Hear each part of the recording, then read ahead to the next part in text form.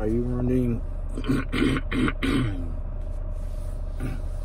are you wondering what to expect from your first duty station? All right, you just left AIT,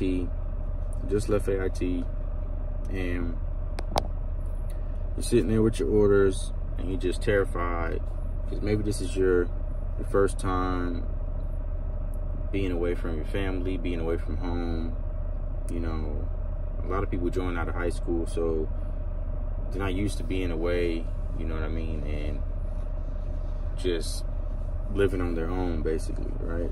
Without your parents, without your mom, without your dad, without your sister, brother, whatever, whoever used to live with you, you know what I mean? And you're worried, right? So this video is gonna help you out a little bit, all right? So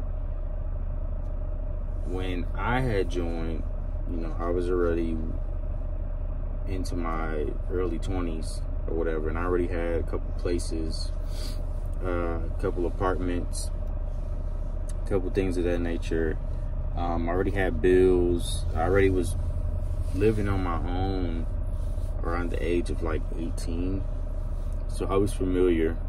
So I have some experience when it comes to living on your own and how to manage all that, right? So a lot of people, like I said, are going to join out of high school, and you're not going to have kids, you're not going to have, you know, be married or anything like that, usually. So you're going to be staying in the barracks, right? Please realize that you are in such a unique situation to take advantage of saving your money, managing your money, all that type of stuff, because you don't have anybody to worry about but yourself, right? And sometimes that can be a bad thing for certain people because they get out of hand and they start spending money on unnecessary things. But I promise you, this is a time where you can really focus up, save money, manage money properly, and build yourself up, build your credit up, all this type of stuff that's going to set you up for success if you were to eventually down the line get married and have kids, right? Because when you get married to someone, you're basically taking on all, you know, their mismanagement of money, right? So what does that mean? You know, if they have bad credit, you know, then that kind of affects you. If they have debt, that kind of affects you and all that. So because when it comes to putting things in someone's name, it's like it's always going to be you, because they don't have the credit history to, you know, put stuff in their own name. And I know this stuff doesn't really pique your interest if you're just out of high school and, you know, you're like, what is this guy talking about? But I promise you, man, listen to what I'm saying, because if I could go back a couple years and redo it over, I would literally do everything that I am telling you right now, because it's so important to have everything in check when you're on your own at first. And usually, you know, you join as a private. You're not, you know, E1 to E3 usually. Some people join as a specialist, but, you know, you're not making that much money either way because you haven't been in that long. You know what I mean?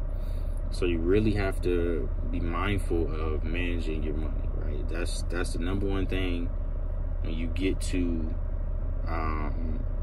your first duty station. Don't be out here buying Camaros and buying expensive cars and having these outrageous car notes, and now 80% of your paycheck is going to that car note. That just doesn't make any sense.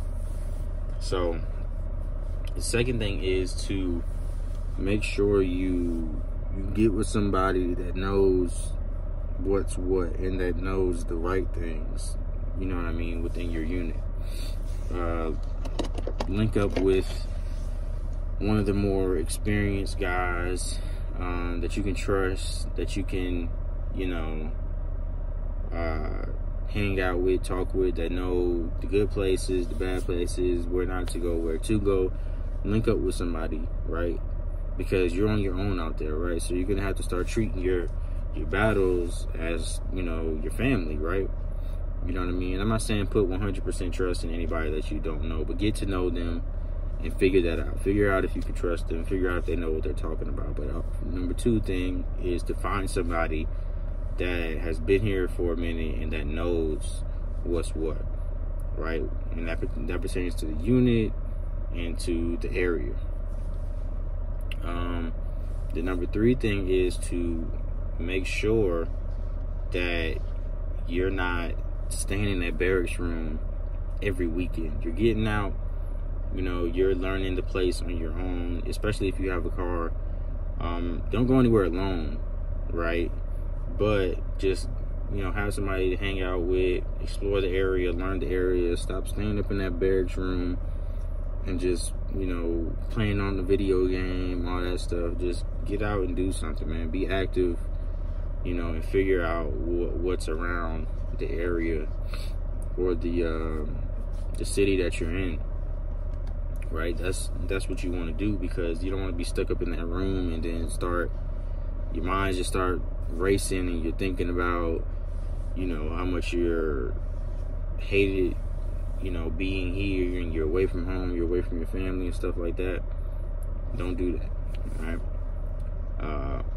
So the next thing I would say is to continue to be in touch with your family. You know what I mean? They're worried, you know, just as much as you. They don't know what's going on. They don't know about the Army, you know what I mean? So just reassure them, get on the phone with them, stay in contact with them, and just make sure that you're letting them know everything's okay and that you got a handle on it, you know what I mean? And you can also ask them for advice, especially when it comes to financial stuff and just, you know, anything like that. You know, if you need help, help with money and stuff like that, I would say the first place to go is to ask your family, you know, instead of going to the AER people, because that is money you have to pay back. Believe it or not, it's not all grants, it's not all free money. No money is ever really free, you know what I mean? There's always some type of string attached to the money. So you know, your first line, you know, your NCOs, they'll tell you that because that's what they're supposed to tell you, but at the same time, explore other options if you have them. All right. So that's pretty much gonna conclude this video. Don't be afraid, man. Like I said, don't be afraid to ask questions when you get to your first duty station. You know what I'm saying? You're new to the Army, ask questions about the Army too. You know, don't be afraid to not know.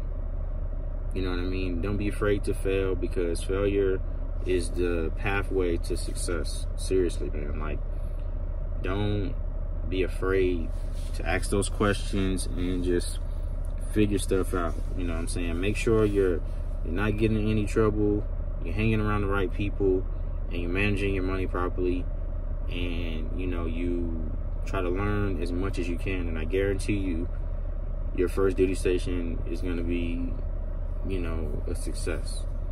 All right. So I'll see you guys in the next one.